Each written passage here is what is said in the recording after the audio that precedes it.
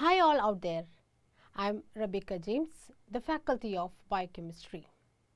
The much awaited NEET PG is coming soon, and this is the time that you are all revising all the 19 subjects.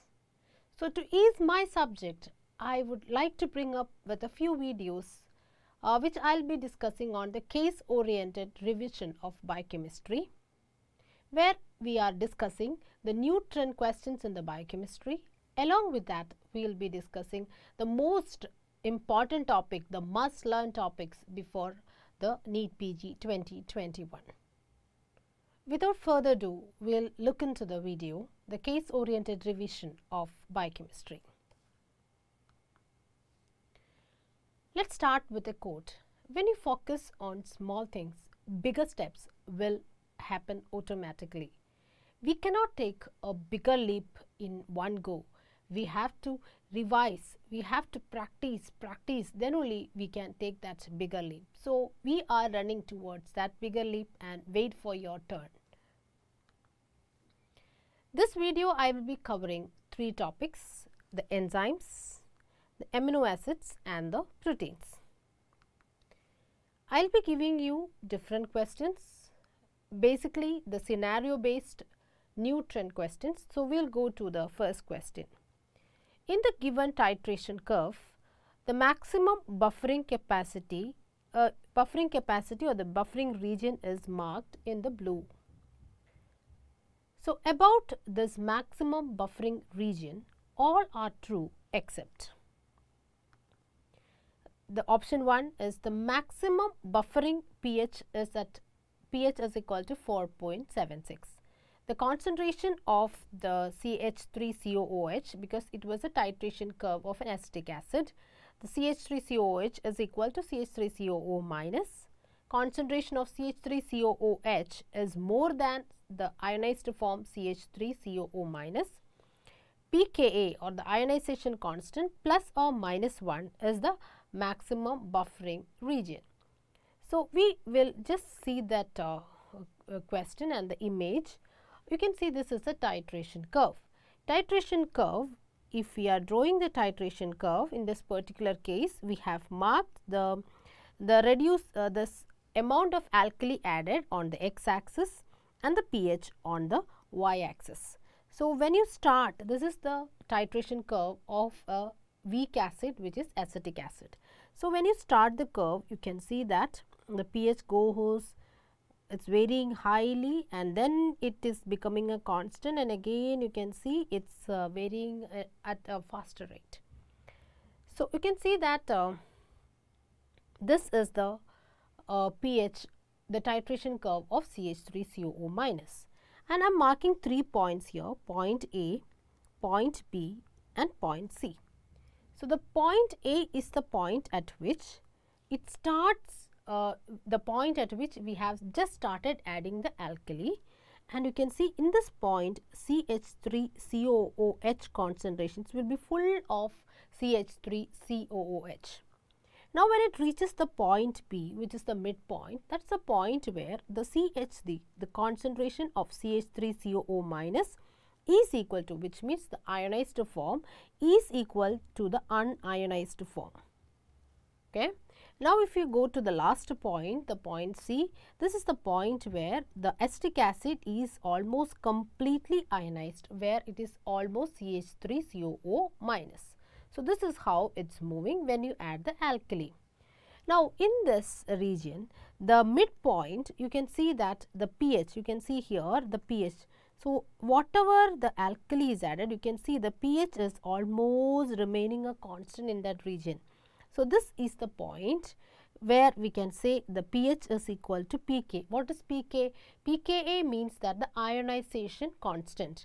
So, the CH3COOH is having an ionizable group, and what is the pH? The ionization constant of that ionizable group is what we call as the pKa. So, this midpoint is the point at which the pH is equal to pKa. pKa means the first ionizable group. So when the pH is equal to pKa, you can see this is the midpoint. So midpoint is the point where pH is equal to pKa. So when the pH is equal to pKa, you can see that even if we add the alkali, the drop by drop, you can see the pH is almost remaining a constant. So that is the point where, what's a buffer? The definition of a buffer is that when you add the alkali or an acid, the pH of the medium is not changing, because there are so many mechanisms whereby the pH of the medium is remaining a constant. That is what is the definition of a buffer. So maximum buffering capacity is the point at which the pH of the medium is equal to the ionization constant of what? The ionizable group of the compound in which we are titrating. So in this case, it is the weak acid CH3COOH, and the point, this is the point, B is the point where we are getting the maximum buffering capacity. Now, if we want to say a range, that range is called as the pKa plus or minus 1, which means almost this region which you have marked here is the buffering region. Now, we can see what is the point at which we are saying that pH is equal to pKa. So, if this is 3.76, the other one is 5.76, what will be that pKa? We have I have told you pKa plus or minus 1 is the buffering region. So this region is the pKa is equal to, you can see here it is, the pH is equal to pKa, which is equal to 4.76. Okay. So now we go to that options. Maximum buffering capacity is at the pH which is pH is equal to 4.76. It's the right option. The concentration of CH3COOH is equal to the CH3COO minus. Yes, exactly, because it is partially ionized, because the 50% will be unionized, 50% will be ionized. So it will be equal. So it's also right option. CH3COO is more than CH3COO minus. That's not true. It is the initial phase when it started titration, then it is not. So this is not in the buffering region. Buffering region is partially ionized, where both concentration of the ionized and the unionized is equal. Then pKa plus or minus 1, the buffering range. Yeah, that is also something depicting about the buffering region, right? So all these options are correct, and the question was all are correct about the buffering region except, and the answer is C here. So another question which I will be covering in the session of proteins is a 46-year-old male presented for routine eye examination with a chief complaint of progressive blurry vision in both the eyes, blurry vision, and he is having hypertension, high frequency hearing loss, and you can see there is a peculiar finding in the anterior segment where you can see a bilateral anterior lenticonus with nuclear sclerosis. So, and you can see a perimacular retinal pigmentary epithelial changes. So, this is a disease which is affecting the retina, it is affecting the kidney, so that there is hypertension, and you can see that it is affecting the ears because there is sensory neural hearing loss, and the eyes, there is, you can markedly you can see a particular feature which is called as a lenticonus. Okay. So, if this scenario is given to you, this is something which is related to disease in the collagen, right. So, what is this? That was a case of Alport syndrome. So, in Alport syndrome, what is the collagen that is affected is the question, and the answer here is, you can see here, the Alport syndrome, the collagen that is affected is type 4 collagen. Okay. So, the answer there is,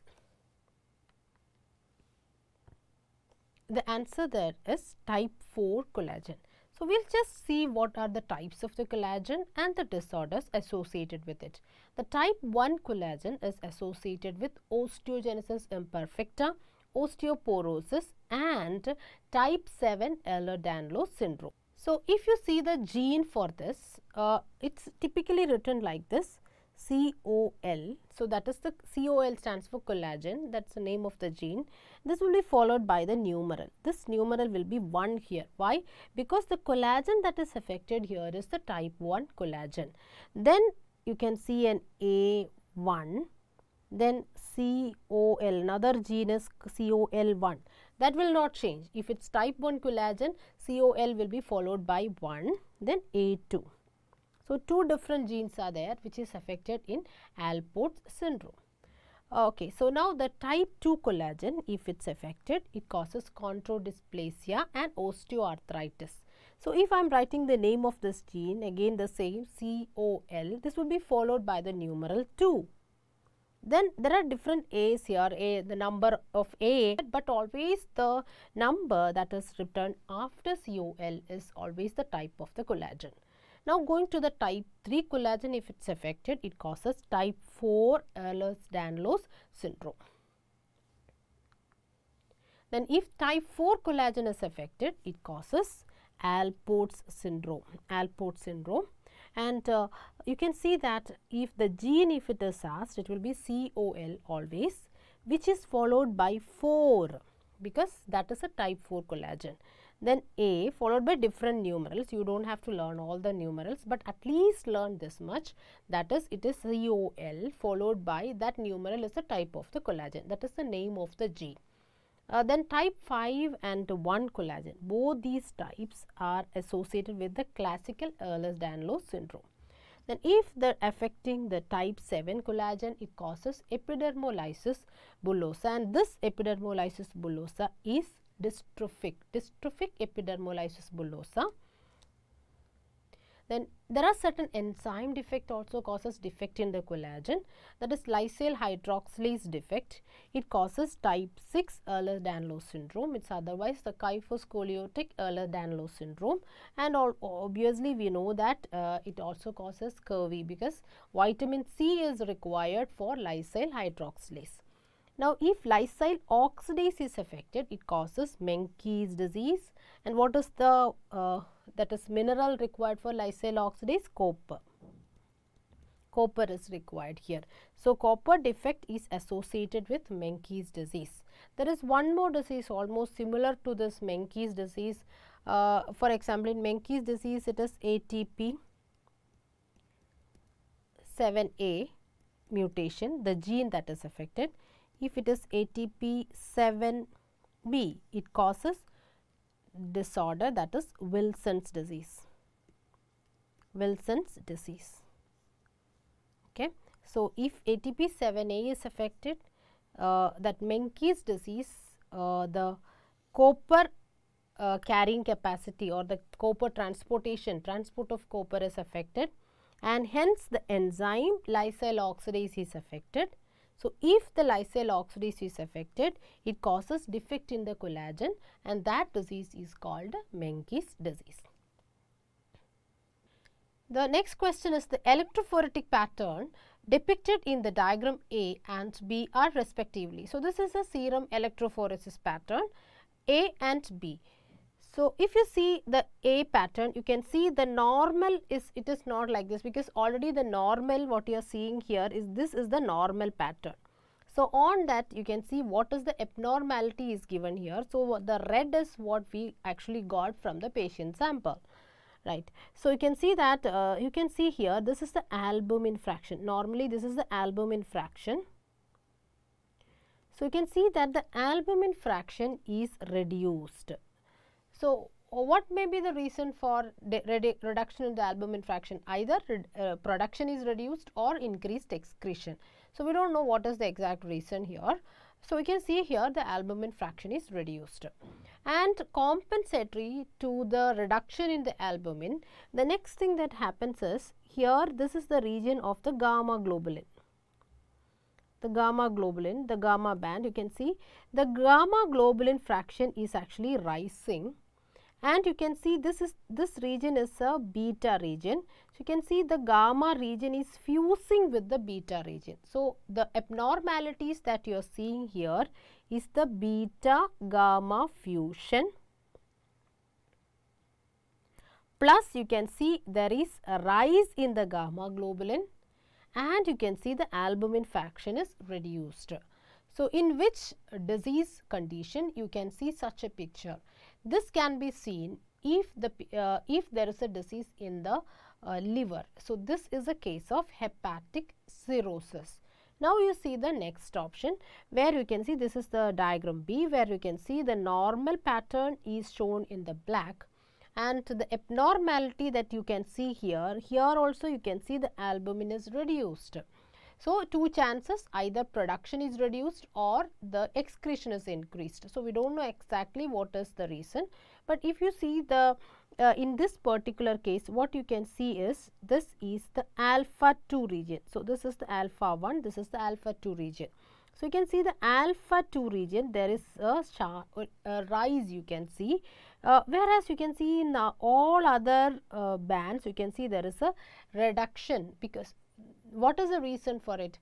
This is because there is increased excretion of almost every protein that is synthesized, whereas in this case it is decreased production, but there is a compensatory increase in the gamma region. Why? Because we know that in the plasma proteins, all the plasma proteins are synthesized in the liver except the gamma globulins, which is synthesized in the plasma cells. So, in the case what you can see is there is reduction in the albumin. Along with that, you can see almost every protein is reduced, because almost every protein is lost through the urine, but not the alpha 2. So, what is the component of the alpha 2 fraction of the serum electrophoresis? It is the AMG. What is AMG? Alpha 2, the AMG is alpha 2 macroglobulin. So, alpha 2 macroglobulin is not excreted through the urine because of its bigger size. Okay. So, that is why you can see there is no decrease in the alpha 2 macroglobulin, hence the alpha 2 region you can see an increase, whereas all the other region is coming down. So, what is that condition? It is a condition that affects the kidney, and specifically this is the case of nephrotic syndrome, and A is a case of hepatic cirrhosis. So, the answer here is B. So, such kind of questions you can get for your exams. So, I will be giving you a few diagrams of the plasma protein pattern. So, here I am telling you about a few serum electrophoretic pattern. The most important thing that you should be thorough with is the normal pattern. So, normal pattern, what you can see is, if you are writing from here, the first band here is the albumin, and then comes the alpha 1, then alpha 2, you can see the beta and the gamma. Usually the albumin fraction will be the highest, because we know that the most abundant plasma protein is the albumin. So, that will be the maximum spike you can see in the albumin region. Then the rest everything is not same as that of the this in the case of albumin, that you know, that is a normal electrophoretic pattern that you should be thorough with. Then we can compare it with various disease, where first we have already discussed about the hepatic cirrhosis, where you can see the albumin fraction when compared to this is coming down, and there is a beta gamma fusion, and you can see there is a compensatory increase in a polyclonal gammopathy. There a compensatory increase in the gamma globulin region is also there.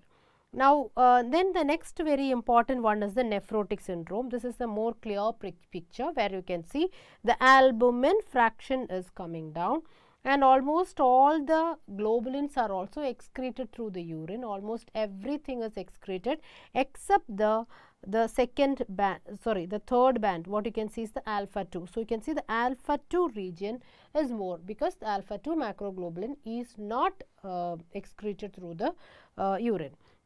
So, that is the nephrotic syndrome. The next important one I should say is the monoclonal gammopathy, where you can see here, this is the monoclonal gammopathy, where you can see there is a sharp spike in the gamma globulin region, and that is a case of usually in the monoclonal gammopathy like multiple myeloma, where you can see the monoclonal gammopathy. The next important one I should say is about the inflammation, acute inflammation. So, in the acute inflammation we can see that the albumin fraction, both these are acute inflammation. One is the immediate response, other is delayed response. I do not think that you have to differentiate between the immediate and the delayed response, but at least you know the acute inflammation pattern, where you can see there is a slight decrease in the albumin. Why? Because albumin is a negative acute phase reactant. That is why there is a slight decrease in the albumin, slight, that is not a marked decrease, a slight decrease in the, then you can see correspondingly the there is a rise in the other regions, where you can see this is the, you can see the alpha 2 band is increasing. So, it is you can see here in the case of delayed response the slight increase in the alpha 2 region and also in the gamma globulin region, because various plasma proteins you can see that they are acute phase reactants. So, acute phase reactants we know that in the acute inflammation it rises, whereas the albumin is a negative acute phase reactant, it will not rise. So, that is there is a slight decrease in the albumin fraction. Now, if you see the hypogammaglobulinemia, which you can see here. So, a hypogammaglobulinemia, everything will be normal. What is the abnormality here? The gamma globulins are not synthesized, right, or it is not produced. So, there is no band in the gamma globulin region, that is hypogammaglobulinemia. Then protein losing enteropathy, I do not think that is very important, but the rest is most important one, nephrotic syndrome and of course the nephrotic syndrome, which I have already discussed here. So, these are the important electrophoretic patterns that you have to be thorough with. Now, we have finished, taken a few questions in the proteins, and I will be just telling you which are the must learn topics in the proteins. The first, which is, I have already given a question also, that is about the collagen disease.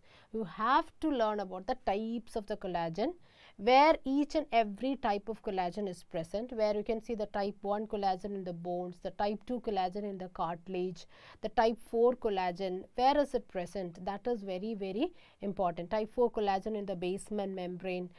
All these things are very, very important, the various types and where is it present. Also the disorders, which I have already explained, the disorders associated with the various types of collagen, at least this much. Then the structure of collagen, where is it synthesized, etc. You just brush up those things.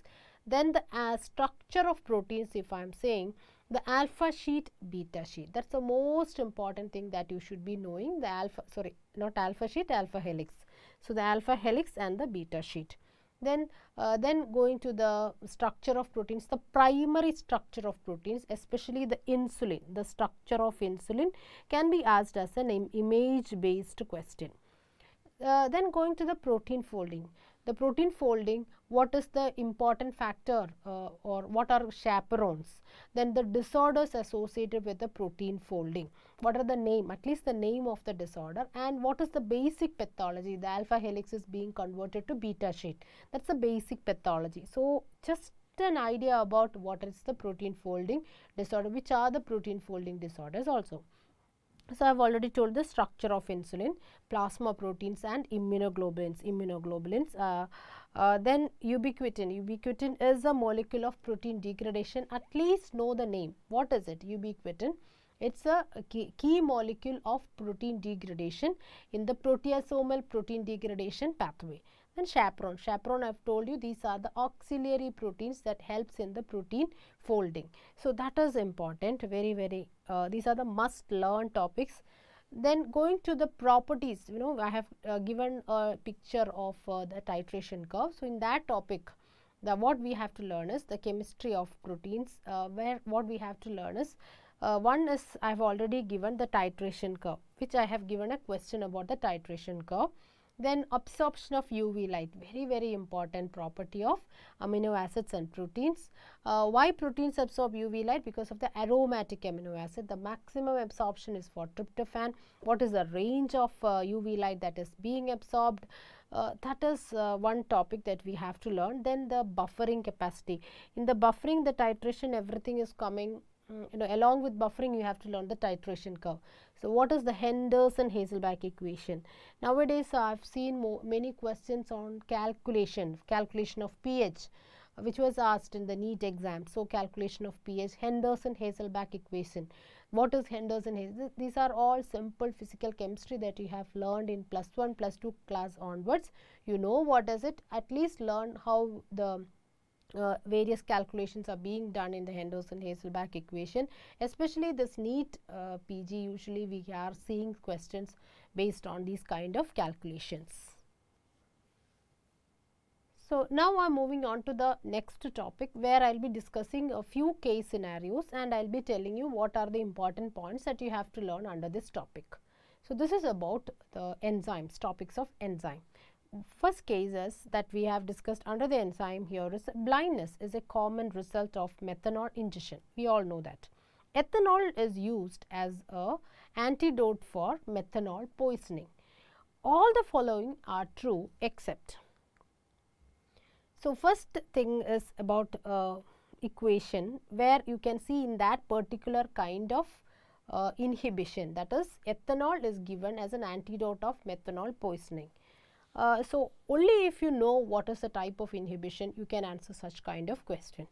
See here, you can see enzyme, it is combining with the substrate, forms the enzyme substrate complex, and then it is broken down to the enzyme plus the product. This we know, this is a normal enzyme catalyzed reaction. So, in this exact normal reaction, what happened is an inhibitor is added. So, an inhibitor, this inhibitor, when the inhibitor is coming, this inhibitor bind to the enzyme. You can see here this inhibitor is binding to the enzyme, and it forms the enzyme inhibitor complex, which is not giving rise to this product. So, that is just forming an enzyme inhibitory molecule complex. So, what is the kind of inhibition here, where you can see both the substrate and the inhibitor can bind to the same enzyme. What is that? It is a kind of competitive inhibition. So, this much thing you have to think logically when you see such kind of option. So, this is about competitive inhibition. The next option that you can see here is a diagram where 1 by V is plotted against 1 by S. 1 by V is plotted against 1 by S. That is what is given here. And what you can see is this is the uninhibited reaction, and when you can see that when the inhibitor is increased, when the concentration of the inhibitor is increased, what happens is the curve we are obtaining is moving in this direction, So, what is it? You can see it is just like you can get an graph like a X shape. What was the graph that we what is the type of inhibition that we get an X shaped curve? It is a competitive inhibition, right. So, you can see as and when the inhibitor concentration is increased, you can see this point is not changing, whereas you can see this point is changing. So, what is that y intercept and the x intercept? This is the y intercept, it is 1 by V max. The x intercept is minus 1 by Km. So, when the inhibitor is being added, what you can see is the minus 1 by Km is shifting more towards the center, whereas the 1 by V max is remaining the same, which means in this kind of inhibition, V max is a constant, whereas Km you can see there is minus 1 by Km is moving towards the center, means the magnitude of the Km is actually increasing. The apparent, that is called apparent Km. The apparent Km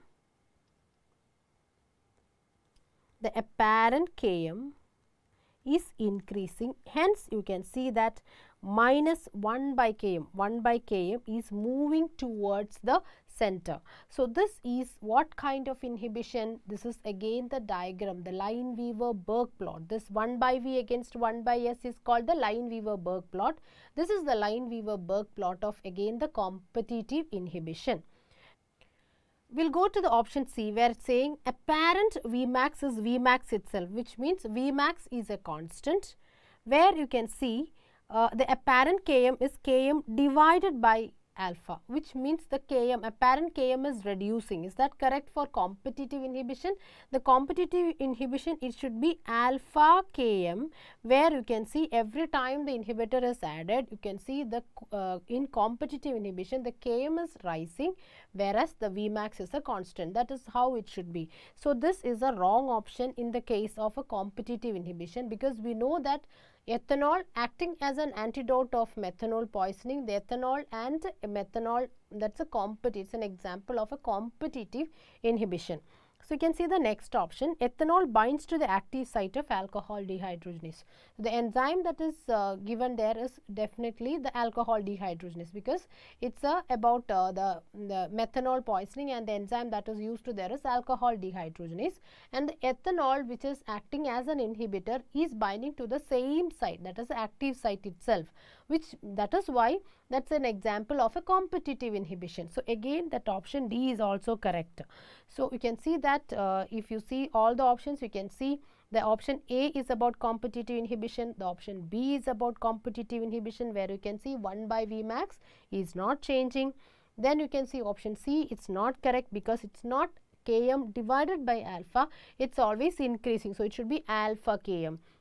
Option D is also correct. So, the answer all are except is the question. So, the answer here is C. Now, the next question is again a calculation based question in the enzymes. In the given reaction, Kcat is 600 per second for the enzyme Covishield. The corona is being converted to COVID-19, that is the reaction. The enzyme here is Covishield. The enzyme plus the enzyme substrate complex, which means this is the total enzyme complex. You know, if you are thinking about the enzyme, you can see enzymes can be either in the free form or in the bound form. Bound form means it is bound to the substrate. So, the free enzyme plus the bound enzyme is totally 20 nanomole. Then the concentration of the corona is the this is the substrate. So, the concentration of the substrate is 50 micromole, and the initial velocity here is 8 micromole per second. So, in this reaction, the question is calculate the Km, calculate the Km. So, how can you calculate the Km? It is a difficult question, but we will just solve it in a very simple way, because the most difficult part in this question is we are given the Kcat value, we are not given the Km value. So, if it was a Km value, the application, you all know about the Michaelis-Menten equation, V is equal to Vmax into S divided by Km plus S. That is the most important equation that we all know. But here it is a bit complicated, where we have to add something else here. So, we know Kcat value. So, let me tell you about that reaction first, because we have to calculate here the Km value. So, I will be just telling about the reaction where Km, Kcat and everything is involved. So, first I will tell you what is the Kcat. Kcat is equal to Vmax divided by ET. What is ET? ET is the free enzyme plus the enzyme substrate complex. That much you should be knowing. The next is equation here is V0, that is initial velocity is equal to Vmax into S divided by Km plus S, Km plus S. This is the Michaelis-Menten equation. So, here these two things are given, Kcat and the total enzyme concentration is given, but Vmax is not given, and we are asked to find out this Km. This is the variable that we have to find out. Okay. So, if I am saying like if we do not know Vmax, so from this equation can we find what is Vmax? Vmax is equal to Kcat into the total enzyme concentration, that is correct. So, I am going to apply it here, V is equal to Kcat into the total enzyme concentration into S divided by Km plus S. Now, I am going to substitute the values for all these things. The Kcat, if it is given as 600 per second, into the total enzyme concentration is given as 20 nanomole, but all other equation or all other values are given in micromole. So, we have to convert this nanomole into the micromole. So, we have to multiply it by 10 to the power of minus 3. So, it is equal to 0.02 micromole. Okay. So, here this total enzyme concentration is 0.02 into the concentration of the substrate. What is the concentration of the substrate here? 50 micromole. So, that is 50 micromole divided by Km. Km we do not know what is the Km. So, we do not know. So, I am just writing X there plus S. What is the S? Again you can see it is a substrate concentration and that is 50 micromole. So, plus 50. Okay. So, if we multiply this, we know that it is just 1 only, 50 into 0.02 it is 1. So, it is we have the value of V0 also here or initial velocity. What is the value of initial velocity? It is 8 micromole. So, I can write here 8 is equal to 600. 0.02 into 50 is 1 only, 1. So, it is 600 into 1 divided by x plus 50. So, this x is what we have to find out. So, substituting all the values, what we get is 8x plus 8 into 50, that is 400 is equal to 600, right. So, here what you can write is 8x is equal to 200. So, what will be the value of x? 200 divided by 8. So, substituting what we will get is 2 and 40, you can see it is 5. So, 25 is the answer. So, can you find out the value 25 here? This is the answer. So, that is the answer for Km. You know, Km is not having, it is a Michaelis-Menten constant, it is not having any units. So, the answer here is 25. So, this is how you have to calculate. So, that kind of questions you can expect from the enzymology. Another graphical representation is given. Again, very often asked question is about this graphical representation of the enzyme catalyzed reaction. So, we will see the this is the reaction coordinate is what is given here. So, by seeing the picture itself you can understand that from the given diagram answer the following is the question. So, we will understand what is given in the picture first, where you can see it is the reaction coordinate, where you can see this is the free energy and this is the progression of the reaction, how the reaction is progressing. So, you can see this is the reaction, the free energy of something which has to reach a summit, and that is a transition point. In the case of an enzyme catalyzed reaction, this is a transition which is the point where the substrate has to reach a particular energy level. So, only if it reaches that point it is converted to the products. So, this is the free energy of the product. So, what first is given here is the delta G CAT and delta G UNCAT. So, delta G cat means it is something about the enzyme catalyzed reaction. So, initially this uncat means uncatalyzed reaction, where you can see this is the delta G, it is the free energy change. Delta G of the uncatalyzed reaction is how much energy that it has to acquire when it so that it can reach the transition point, so that it can get converted to the products. That is what is given here, and that is the what is given in this picture, that is the activation. This is nothing but the activation energy. The activation energy of what? Activation energy of an uncatalyzed reaction. Now, you see the next one where you can see the substrate does not have to reach the transition point or such a high level of free energy, does not have to acquire that much energy, but instead what happens, by when it reaches that point itself, it is converted to first the enzyme substrate complex. You know, if you know the normal reaction, first what is happening, enzyme combines with the substrate to form first the enzyme substrate complex. then this is converted to the enzyme. Normally in an enzyme catalyzed reaction, what is happening? The enzyme combines with the substrate to form first the enzyme substrate complex, which later on forms the enzyme product complex, because on that substrate, the substrate is being converted to the product by the action of the enzyme, and later on it is splitting to the enzyme plus the product. So, this is normally what happens. That is the same thing that is given here. So, first reaction is the enzyme substrate complex formation. The next reaction is the enzyme product complex formation, and later on you can see it is forming the product. So, this is the second graphical representation that is given, that is a normal enzyme catalyzed reaction. Okay, so what is given as the delta G is the activation energy. You can see this is the activation energy. This is the activation energy of the enzyme catalyzed reaction. So, it is the activation energy. Okay.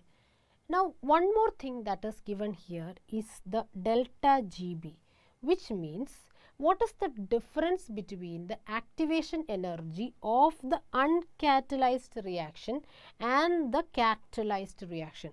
So, this is the activation energy of the catalyzed reaction, this is the activation energy of the uncatalyzed reaction. That difference is what is called as something else. That is a question. I will come to that question now, then I will explain that. If X is the activation energy of the uncatalyzed reaction, which means if X is the, this is the X, if X is the activation energy of the uncatalyzed reaction, and if Y is the activation energy of the catalyzed reaction, so this is the Y, this is the Y.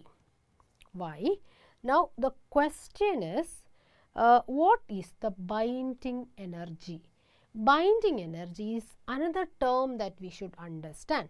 Binding energy is the one which is helping in the lowering of activation energy. So, we know that when the uncatalyzed reaction has to happen, it has to go to a higher level, whereas if it is a catalyzed reaction, it is a lower level. Why? Because something else is helping to lower this activation energy. What is that is helping to lower the activation energy is nothing but the binding energy. So, binding energy is what? The binding energy is the one which is lower the activation energy, So, what will be the binding energy here? If X is the uncatalyzed and if Y is the catalyzed, the binding energy which is given here is the delta Gb, and that is the energy which is the difference of the activation energy of the catalyzed and the uncatalyzed reaction. Or in other words, the lowering of the activation energy is because of this binding energy. What is the components of this binding energy? I will tell you, but in this question, the binding energy is nothing but the X minus Y. So, the answer here is X minus Y, because because that is the difference in the activation energies. Now, what is the one that is constituting this binding energy? If you see my videos, I have clearly explained two factors that is contributing to this binding energy is number one, decrease entropy of the reaction, and desolvation of the substrate. So, binding energy means the more the enzyme binds with the substrate, faster will be the reaction. So, if the substrate is binding properly with the enzyme, then the binding energy or the enzyme substrate complex formation, binding of the enzyme with the substrate is the one which is helping to helping the enzyme catalyzed reaction to occur faster, because this binding energy is lowering the activation energy. How that energy that energy trough is lowered?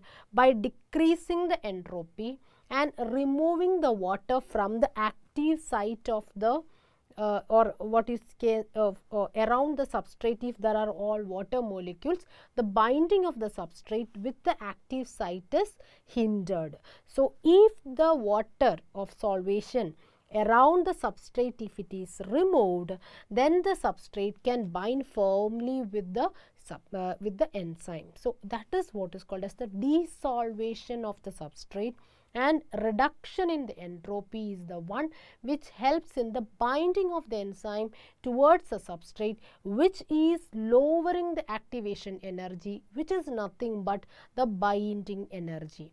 So, delta G of the catalyzed reaction minus uncatalyzed reaction minus delta G of the catalyzed reaction is what is called as the binding energy, and the answer here is X minus Y. Another question is about another topic in the enzymology. A 50-year-old chronic alcoholic presented with abdominal discomfort, yellowish discoloration of eyes and generalized edema. On examination, abdomen is distended, spider navy is present, ascites is present. His LFT reports is as follows: serum bilirubin is elevated, the direct bilirubin is 0.5, which means mostly it is the other one, that is indirect bilirubin. Direct bilirubin is what? The conjugated bilirubin. Indirect bilirubin is what? The unconjugated. So, here the unconjugated fraction is increased, and if you see the enzyme levels, you can see the ALT, normally it is less than around 30 international units per liter, where here you can see it is 150, it is elevated. AST also you can see it is 380 international units per liter, it is also elevated. And remember, even though this is a liver condition, usually in the diseases that is associated with the liver parenchyma, the ALT level is elevated more than the AST. But contradicting to that, you can see the AST level is more rising or more higher than the ALT level, and ALP level you can see it is normal, which means it is not a conjugated hyperbilirubinemia, it is an unconjugated hyperbilirubinemia, and here particularly the AST level is more than the ALT. And the other features or the clinical case is given, it is in a case of alcoholic, it is an alcoholic patient which is presenting with the features of cirrhosis. So, you can see here in this particular case AST level is more than the ALT level. So, this is one statement that we will get, that we are getting from that particular case, where you can see the AST level is more than the ALT level. What is the reason for this AST level more than the ALT level? So, if you see the another feature that you can see is the AAR. What is AAR? AST-ALT ratio. So, normally in almost every liver condition, the AST-ALT ratio, AST to ALT ratio is less than 1. In this particular case, you can see the 380 divided by 150. So, definitely it is more than 2, it is more than 2. So, that is telling you that this is a particular case where it is, what are the causes where you can see elevated AST-ALT, or what you can say the AST-ALT ratio more than 2. One is the alcoholic liver disease, where you can see in this particular case the AST level is more than ALT. And what is the reason? So, what is the reason? That is question I have not written there. What is the reason? So, the first is it a PLP defect? If it was a PLP defect, PLP is a coenzyme for all the transaminases, which means it is a coenzyme for ALT and AST. Okay. So, if there is a PLP defect, now naturally we know that in alcoholic liver disease, there is chance of nutritional deficiency, there is decreased B6. Definitely there is nutritional deficiency and there is decreased B6. but in this particular case AST elevation more than ALT, the P6 deficiency per se cannot explain that AST level more than ALT. So, in this particular case, what is the reason for the AST elevation more than the ALT? So, what is the next? The next is a mitochondrial damage. What is the importance of this ALT and AST? ALT is purely a cytoplasmic enzyme, whereas AST is cytoplasmic as well as mitochondrial. There comes the difference. So, alcoholic liver disease, it damages the mitochondria. So, if the mitochondria is damaged, definitely there is a tissue damage. What will happen? That particular enzyme level will rise in the blood. So, you can see the AST level is increasing more than ALT level. So, B6 deficiency is one reason where you can see both AST and ALT level lower when it is compared to other disease, where other liver disease. But apart from that, in particularly in the alcoholic liver disease, as the mitochondrial damage is there, the AST level will be more than the ALT level. So, that is why the AST-ALT ratio more than 2, and even if it is more than 3, it is highly suggestive of alcoholic liver disease. So, the answer, what is the reason for that, is PLP defect is partially correct, but more than that the answer here is mitochondrial damage, because it is a mitochondrial enzyme. The next comes the sinusoidal clearance of the AST is affected. Sinusoidal clearance of AST is affected, then also the AST level will be rising more than in the case of ALT. But in the case of alcoholic liver disease, that is not the correct reason. So, where you can find the sinusoidal clearance of AST is affected, it is hepatic cirrhosis, where you can also find the AST-ALT ratio is more than 1, where we can see the sinusoidal clearance of the AST is affected. So, what you can say, the blood level of AST is more. That is a different reason, but in this particular scenario it is not the reason. Cytoplasmic location is not the reason, because cytoplasmic location of ALT, not the AST. So, mitochondrial location of the AST and the mitochondrial damage is the reason. So, I have covered a few questions in the enzymology, the general enzymology part and the clinical enzymology part. So, in the enzyme topics, what we have to learn is the clinical enzymology, very important. All the isoenzyme form of the LDH, the isoenzyme form of creatine kinase, then the diagnostic importance of AST, ALT, ALP, then gamma glutamyl transferase or transpeptidase, all these are important in the clinical enzymology. Then lipase, amylase, all the clinical enzymology part, that is the enzyme profile in various disease, especially the liver and the cardiac biomarkers. These are the most important one. Apart from that, others also important, but I should say the most important one, the number 1 is the cardiac biomarker, where you can see the flipped pattern of LDH 1 and 2. Then you can see about the enzyme profile of the liver diseases, where you can see that what is happening in the hepatic disease, what is happening in the obstructive, etc. Very important. Then general enzymology part. In the general enzymology part, now it's a new trend topic where various questions are asking. The first I will say about the competitive and the non-competitive inhibition with examples. With examples, what is happening to the Vmax and the Km. I have given an example also in that. Allosteric enzyme, again a new trend topic where you should know what are the features of allosteric enzyme. They are multi-subunit enzyme, all the features of allosteric enzyme. Then factors affecting enzyme activity, that was also a question can be asked based on application, where you can see what is the substrate concentration, what happens to the enzyme. Then if enzyme concentration is increased, what is happening, what is optimal pH, what is optimal temperature, all these are included in the factors affecting the enzyme activity.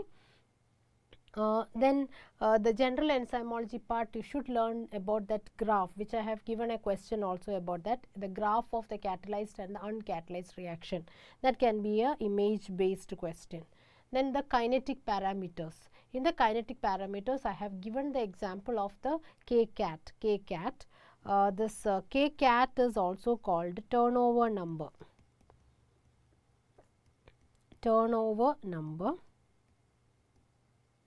Then very frequently asked another question is the catalytic efficiency. The catalytic efficiency is determined by the specificity constant. Specificity constant,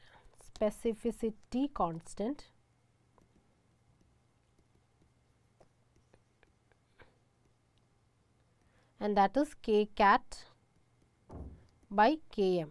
That is the specificity constant, which is telling the catalytic efficiency of the enzyme. Then equilibrium constant. The next kinetic parameter that you should learn is the Kd. What is the dissociation constant? The Kcat already I have told you, it is Vmax divided by Et. Then the Km value. How to find out the Km value? You know, Km value is the substrate concentration at the half maximal velocity. So, all these kinetic parameters and of course, the Michaelis-Menten equation, you should just go through it. So, I have explained about what you have to learn in the enzymes also. Now, I am moving on to the amino acid part. So, it is a question. This questions I will not be explaining too much, but you should be, I am just giving you some examples where how the question, where the question can be asked and how the question can be asked. A newborn after 24 hours of birth becomes lethargic and drowsy. Blood analysis shows the blood ammonia level is raised. So, that is a straightforward question that there is a chance of hyperammonemia. There is increased orotic acid. So, hyperammonemia plus orotic acid increased. On workup, an enzyme deficiency is identified. So, what is that hyperammonemia with orotic aciduria? Hyperammonemia type 2. Hyperammonemia type 2. Where is the enzyme defect in hyperammonemia type 2? The enzyme defect is ornithine transcarbamylase. So, the question is the product of this enzyme. What is the product of the enzyme which is not actually formed in its particular case? The product of this enzyme, that is, we know the initially a carbamyl phosphate is formed, it condenses with ornithine to form citrulline, right? And the enzyme is ornithine transcarbamylase, which is deficient here. So, the question here is what is the product of that particular enzyme which is deficient here. So, the answer here is citrulline. So, in the general amino acid metabolism, it is a very important topic. The most important topic I should say is the urea cycle and the disorders. One example I have already given. Then just learn about the transport of ammonia. The most important transport form of ammonia is glutamine. Then always learn the transamination reaction, the coenzyme of transamination reaction. What are the product? Alanine is converted to pyruvate, alpha ketoglutarate is converted to glutamate, all these things. So, all the amino group is getting concentrated as glutamate. The glutamate is converted to glutamine. All this I have given beautifully in the video, so I do not want to explain it again and again. Okay, so transamination is important. Then oxidative deamination, where you can see the glutamate is converted to alpha ketoglutarate, where you can see the NH3 is released in the free form. Here NAD P in the bracket is converted to NADPH.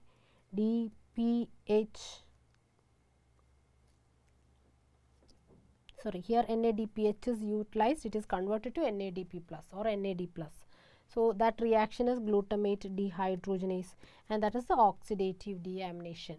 This is very important, handling of the amino group or handling of the nitrogen. Another case I have given here is a child is brought to the pediatric OPD with complaints of developmental delay. The blood TMS is tandem mass spectrometry, shows elevated level of phenylalanine, phenylactate and phenyl pyruvate. So, you can understand it is something related to phenylketonuria. So, the reason for the developmental delay is due to. So, we have understood that it is a case of phenylketonuria. Why? Because phenylalanine hydroxylase is deficient. Phenylalanine is not getting converted to tyrosine. So, it is entering into alternate pathways where you can see phenylactate and phenylpyruvate are all its product, right. So, that is why they are all elevated. So, what is the reason for the developmental delay is the question here. So, is it lack of tyrosine? Not actually a lack of tyrosine. Lack of tyrosine obviously it is there, but there is dietary tyrosine, which means endogenous synthesis of tyrosine is not there, but through the diet we can get the tyrosine. So, lack of tyrosine is not per se the reason for the neurological deficit. Inhibition of neuronal glycolysis, no, it has nothing to do with the neuronal glycolysis. Then lack of LNAA, what is LNAA? Large neutral amino acid in the brain, that is the reason, because you know in the brain, to enter into the brain there is a transporter. This transporter is common to phenylalanine, tyrosine and tryptophan. So, in this particular case phenylalanine is the amount is very high. The tyrosine level is very meager, because only tyrosine sources are dietary tyrosine. Apart from that, tyrosine is not synthesized. Tryptophan is there. Normally, what is the normal synthesized tryptophan is there, but because of the excess level of this phenylalanine, what happens? Through this transporter, the phenylalanine will go into the brain. Phenylalanine, even if it go into the brain, it cannot be converted to what? The tyrosine. It cannot be converted to tyrosine. Only if it is converted to tyrosine, we will get the neurotransmitters, the catecholamines. So, apart from that, you can see this. So, the tyrosine is not able to cross, because it is all that bulky phenylalanine is crossing. Apart from that, the tryptophan is also not crossing, because predominantly what is being transported is the phenylalanine. So, that is the reason why there is neurological deficits and the developmental delay. Acidosis due to phenylpyruvate, no, that is not the reason for the developmental delay. So, lack of large neutral amino acid is the main reason for the developmental delay. Hence, the treatment for phenylketonuria, one treatment is we will give a concentrate of the large neutral amino acid. Another case is a 45-year-old man admitted in medicine ward with episodes of diarrhea, flushing, profuse sweating and violaceous rashes on the face or exposure to sunlight. So, what is that telling us is there is a photosensitive dermatitis. What is something that causes photosensitive dermatitis? Niacin deficiency. So, this is something related to the decreased synthesis of niacin. Why there is decreased synthesis of niacin?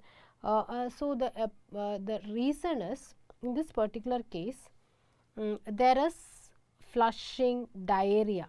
So, there is lack of niacin. At the same time, there is something that is produced in excess, which is causing the diarrhea, because this compound is causing increased gastrointestinal motility, which is causing diarrhea, and that it is causing vasodilation, which is causing the flushing. So, all these things there is excess synthesis of something, at the same time there is decreased synthesis of niacin. So, it is related to tryptophan.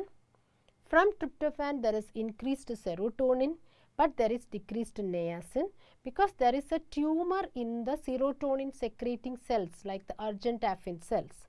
So, that is a case of carcinoid syndrome, where you can see excess synthesis of serotonin and less synthesis of niacin, because all the tryptophan is going for serotonin synthesis. So, what is that? It's a carcinoid. Okay, right. So, 24-hour estimation of urine estimation you will be sending for what? You will be sending it for a degradation product of serotonin, and that is 5-hydroxy-indole acetic acid, not VMA, dopamine or cortisol. So, that is a case of carcinoid tumor. the last case is a 12-year-old male patient with intellectual disability, defective vision with skeletal features like scoliosis, then elongated fingers, arachnodactyly, high-arched palate. He had history of transient ischemic attack 2 years back. So, there is a tendency for thrombosis with all the features almost similar to a Marfan syndrome. High doses of a vitamin is administered, that is B6 is administered, and this will reduce the accumulation of a particular thing. So, is it actually a Marfan? Because in Marfan we are not giving a high dose of vitamin like a B6. So, that high dose of vitamin is given to a particular disorder which is called as homocystinuria, where you can see if that enzyme cystathionin beta synthase is the enzyme which convert homocysteine to cystathionin. Okay. So, if that is deficient, what is the compound that is affected? And the coenzyme for this is B6, that is why we are giving high doses of B6. So, what is the compound that is accumulated if there is a deficiency of this particular enzyme? Is it homogentisate? No, do not get confused. Homocysteine and homogentisate. Homogentisate comes in phenylalanine catabolism, phenylalanine tyrosine catabolism, whereas homocysteine is in sulfur containing amino acid metabolism, that is cysteine and methionine. So, what is accumulating here is homocysteine. So, we have seen some of the cases in the individual amino acid. So, in the individual amino acid, I have concentrated on those areas which is very commonly and frequently asked. So, number 1 will be the aromatic amino acid. Learn A to Z about aromatic amino acid. Everything is important because it is very important clinically applied topic. That is why it is important. Then of course, the cysteine and the methionine, homocystinuria, cystinuria, very frequently asked, that is also very important. Then glycine, at least learn the specialized product from glycine, creatine, creatinine, all these are specialized product from this glycine, and also this aromatic amino acid, the specialized product from tryptophan, specialized product from tyrosine is also very frequently asked. Then other disorder, at least learn the maple syrup urine disease. Then urine orders in various amino acid urea, very frequently asked question. If you are using my videos, you can see the miscellaneous amino acid. In the last part, I have explained about the urine orders in various amino acid ureas. So, that was the end of the part 1 of the case oriented revision of biochemistry. If you like this kind of sessions, please do comment and like the video as well. First thing is that what we have learned here is various case scenarios and how the question can be coming for the future exams in the new trend pattern, and also I have covered what are the topics that you have to learn, compulsory you have to learn, revise in this topics which I have covered today: enzymes, proteins, and also in the case of the amino acid. So, that is about this video, and thank you all for watching.